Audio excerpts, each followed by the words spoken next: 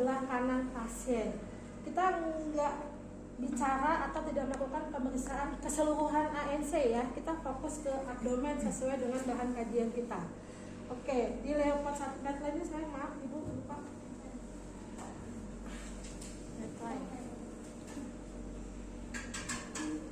Satu ya. Ini kepala ibu, ini bagian kakinya kita berada di sebelah kanan pasien. Untuk inform konsen dan sebagainya itu udah paham ya ibu lewat ya. Nah, level 1 adalah tangan kita dua ini dari mulai sini melakukan pijatan, bukan pijatan ya apa ya, perabaan kecil itu bisa tidak terlalu kuat gitu ya. Kita kumpulkan seperti kita mengumpulkan apa ya, kayak adonan gitu loh. Kalau perut hamil itu kan kalau yang kulitnya tebal kan seperti besar, tapi kalau kita kumpulin nggak terlalu besar gitu, paham ya? Melebar, nah itu. Jadi kita kumpulkan, ini dapat 1. Ini di pundus. Nah, pundusnya kan begini. Kita tekan lagi sampai mana batasnya. Batas itu sampai mana batas bayinya, tinggi bayinya. Nah, kalau kita pegang begini, ini udah mentok, ini adalah bayi, berarti inilah tinggi pundus. Tangan kiri tahan. Ya, pertama kita raba dulu. Apa yang kita raba ini? Bagian atas. Nah, kalau dia bokong, kalau bokong itu teraba lunak. Lunak itu yang namanya bokong, bisa ngebayangin ya. Teraba lunak dan dia tidak melenting. Melenting itu kayak gimana ya? Kalau kita gini tuh, kalau kepala kan kalau kita goyangkan dia bisa. Nah, gitu. Tapi jangan berpikir seperti kayak begini-begini ya. Jadi kesannya kalau kita gini tuh dia nggak bisa melenting. Lunak berarti bokong. Tahan. Kemudian kita ambil medline. Agak ungat ya. Ambil medline ya. Ini pundus ini sisis ya. Ini angka 1. Ada angka 0. Tarik angka 1-nya. Ini tetap tahan ya. Tahan. Kemudian diukur sampai batas sifisis. Misalkan belum pas, tetap aja tarik dikit-dikit, ini tahan. Ya. Misalkan belum. Ini jangan sampai kencang banget, tapi tidak boleh juga kendor. Nah, gitu tidak boleh. Ya, jadi lepas. Kemudian sudah pegang, lihat yang bagian kecil, bukan bagian besar, tapi bagian kecil. Kan udah ditandain sama ibu ya. Berapa? 31 cm. Selesai. Level 1 selesai. Level 2 adalah periksa dulu bagian terjauh dari bidan. Berarti bagian kiri dong. Iya. Caranya, kalau tadi kan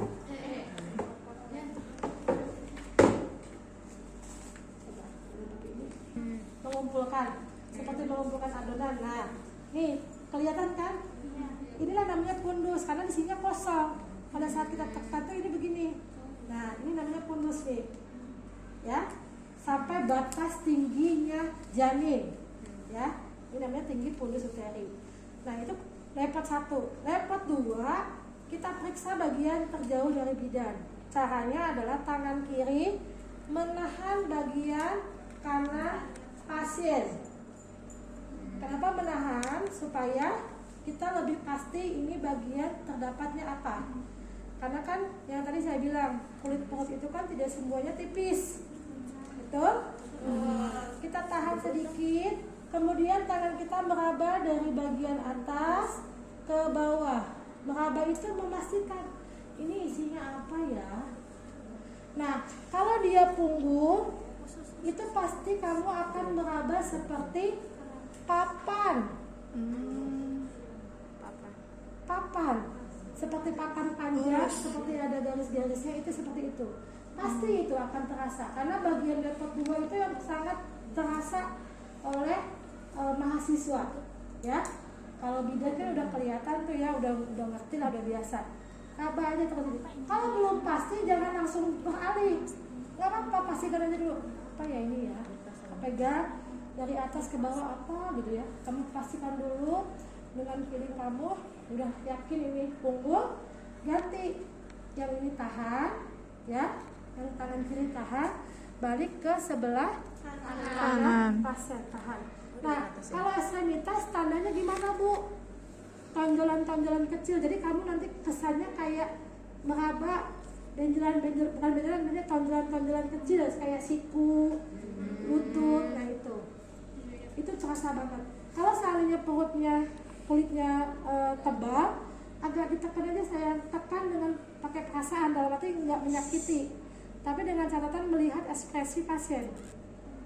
Ya, Bu kalau sakit nanti bilang ya. Jadi tahan begini, diraba, ya. Nah, udah yakin, oh iya betul ini ekstremitas, ini punggung, selesai.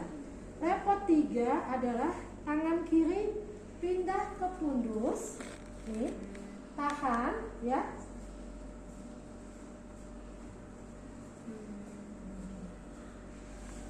Sebentar ini biar terasa. Ke pundus, ya. Tangan kanan, ini antara simpisis nih, langsung dipegang begini. Kalau dia kepala, kita akan raba dulu, keras, ya. Kemudian keras, kemudian melenting atau tidak melenting. Nah, bagaimana caranya dia melenting atau tidak melenting? Begini, dia kan kita udah pegang nih kepala, kita goyangkan. Kalau bisa digoyangkan, berarti dia belum masuk PAP. Tapi kalau dia sudah masuk, nih kayak contohnya begini, nih. Ini kan PAP nih, ini PAP nih, ini pintu atas panggul. Kalau dia di atas, ini kan belum masuk PAP. Pada saat kita goyangkan dia begini. Tahan. Tapi kalau dia sudah masuk, walaupun sedikit bagian yang masuk, kita goyangkan. Tahan kan? Kan ini mah kan maksudnya kantornya tidak sesuai kan, kalau aslinya warna dalamnya begini pasti akan lepas, ya. Nah, itu. Nah, jadi ini sudah kita pegang, kemudian level 3 kita goyangkan. Setelah kita goyangkan berarti belum masuk PAP. Kalau misalkan digoyangkan tidak bisa, berarti sudah masuk PAP. Nah, kalau sudah masuk PAP, Bu, gimana level 4? Level 4 langsung putar bagian badan kita menghadap ke arah kaki ibu, ya. Nah, tangan kita ada di bagian kanan dan kiri simpisis, ya. Pertama kita cek dulu betul nggak sih kalau dia sudah masuk PAP. Kalau sudah masuk PAP, tangan kita harus dalam bentuk apa ini? Divergen. Divergen itu nggak bertemu. Kalau kita bertemu namanya konvergen. Bertemu gimana sih Bu maksudnya? Nah, ini kan pinggir simpisis nih. Iya Ibu. Pinggir simpisis. Iya. Paham nggak? Iya. Kan ini udah masuk. Kalau dia belum masuk, dia bisa naik ke atas dong. Bisa. Gini. Nih, contoh gini. Misalnya ini perut ya. Kalau dia belum masuk, di saat saya tekan ini, dia bisa naik ke atas dong. Di sini bisa nggak? Nggak. Nah, kalau saya tekan, otomatis tangan ibu begini kosong. Sama kalau kayak kita mau BAK. Kalau kandung kemih penuh ditekan susah kan? Kalau kandung kemihnya nggak penuh ditekan ke bawah bisa kan? Jadi kalau dia belum masuk, pada saat saya di sini dan menemukan tangan saya, ini masih bisa karena dia bisa naik ke atas. Tapi kalau dia sudah masuk, ya, saya mau benar nggak sih tangan ibu ini konvergen apa divergen? Kalau dia udah masuk kan divergen, nggak bisa ketemu. Jadi pada saat saya begini sudah tertahan oleh kepala. Jadi bentuk tangan saya adalah divergen itu tidak bertemu. Ya, begini. Karena ini ada kepala di tengah-tengah nih. Misalkan coba tangan kamu begini, tangan kamu begini. Nah, jadi di sini tangan saya. Ini kepala nih. Tapi kalau dia belum masuk, saya coba begini, kan dia bisa turun ke bisa iya. paham nggak? Kalau tangan saya saya begini, berarti ini konvergen. Oh berarti saya salah nih level 3-nya, karena dia masih konvergen, belum masuk. Tapi kalau tangan saya betul begini, berarti level 3 saya betul sesuai, karena ini udah tertahan oleh Nah, untuk mengetahui seberapa jauhnya dia masuk PAP atau tidak, ini tangan kiri tetap di atas pundus, ya. Tangan kanan kita, ya. Tangan kanan kita, gimana ya supaya kalian ini? Coba ini begini. Nah, misalkan ini begini nih. Nih, ini anggaplah perut nih. Gimana? Begini nih. Nah, ini aja deh, biar kelihatan. Ini kan simpisis nih. Ya. Dari simpisis, ini kan ceritanya di sini ya. Ini ceritanya udah masuk ya. Iya, Bu. Karena kan supaya kalian paham nih. Ini kan simpisis tangan kita, perjarian 5 jari ini tetap di atas simpisis ya. Karena untuk supaya menahan itu supaya lebih pasti hasilnya. Ini menahan di pundus, tangan kiri kita menahan di pundus, tangan kanan kita 5 jari ini yang kelingking kita simpankan di pinggir atas simpisis. Pinggir atas simpisis itu ini. Simpisis kamu tahu? Simpan di pinggir atas simpisis kelingking. Kemudian kita pegang sampai batas oksiput. Misalkan ini sudah masuk PAP nih. Anggaplah ini sudah masuk PAP nih. Nih, anggap segini ya, sudah masuk PAP. Ini pinggir simpisis, kita pegang nih sampai oksiput. Ternyata jari saya yang jempol ini sudah pegang bagian leher, gitu loh, sampai sini. Nah, otomatis yang teraba kepala hanya berapa jari? 3, 4. Yang tidak teraba berapa jari? 1.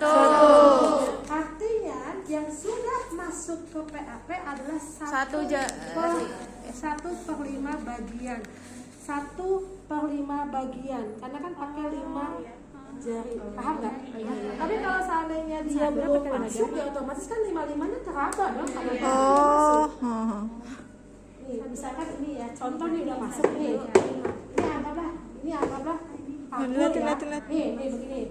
Ini kan kalau belum masuk begini. Iya. Belum masuk begini. Udah masuk begini kan? Nah, ini tangan ibu ini di pinggir atas simpisis. Seharusnya 5 jari ini kan kepegang semua kalau belum masuk. Tapi kan ini udah masuk. Kita pengen tahu dong pegang sampai oksiput, ya kan? Ternyata jempol ibu ini udah nggak kepegang oksiput, karena hanya sampai telunjuk. Otomatis yang jari ibu yang masih tersisa adalah 1. Berarti yang sudah masuk PAP adalah 1/5 jari. Ini yang udah masuk ini 1/5 bagian. Kalau dia sudah host, ini kan bidang host ya. Itu nanti di persalinan akan lebih panjang. Karena apa? Karena dengan adanya mules, kepala yang tadinya masuk 1/5 bagian, masuk lagi 2/5, masuk lagi 3/5, masuk lagi. Itu ya mekanisme persalinan. Itu nanti akan panjang. Kalau dia sudah makin pembukaannya makin besar, otomatis kepala semakin turun. Nah tadi kalau dia sudah tiba-tiba datang dengan pembukaan 6, kita lakukan leopard, ternyata dicek perjarian hanya 3 yang teraba. 3.